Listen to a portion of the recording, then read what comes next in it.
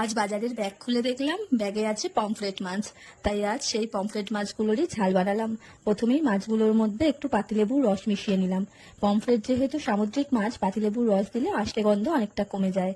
তারপর দিয়ে দিলাম লবণ, হলুদ আর সামান্য সর্ষের তেল। সর্ষের তেল দেওয়ার কারণ পমফ্রেট যেহেতু আঁশবিহীন মাছ, সর্ষের তেল দিয়ে ম্যারিনেট করে তারপর তেলের মধ্যে ভাজলে তাহলে আর তেলটা গায়ে ছিটাবে না। তারপর সর্ষের তেলে হালকা করে ভেজে তুলে নিলাম। পমফ্রেট মাছ কিন্তু বেশি কড়া করে ভাজলে স্বাদটা ঠিক মতো পাওয়া যায় না, তাই সবসময় হালকা করেই ভাজতে হয়। তারপর একটা বাটিতে সাদা সর্ষে আর কালো সর্ষে ভিজিয়ে রেখেছিলাম, সেগুলোই জল দিয়ে ধুয়ে একটু লবণ দিয়ে ভেজে নিলাম। তারপর কড়াইতে যে তেলটা ছিল তার মধ্যেই কালো জিরে আর পেঁয়াজ দিয়ে ভেজে অল্প পরিমাণ রসুন বাটা, কাঁচা লঙ্কা বাটা দিয়ে খুব ভালো করে কষিয়ে পরিমাণ মতো লবণ, হলুদ আর সর্ষে ছাকা জলটা দিয়ে আরও একটু কষিয়ে পরিমাণ মতন গরম জল দিয়ে দিলাম। তারপর ঝোলটা ফুটে উঠলে উপর থেকে পমফ্রেট মাছ আর কাঁচা লঙ্কা ছড়িয়ে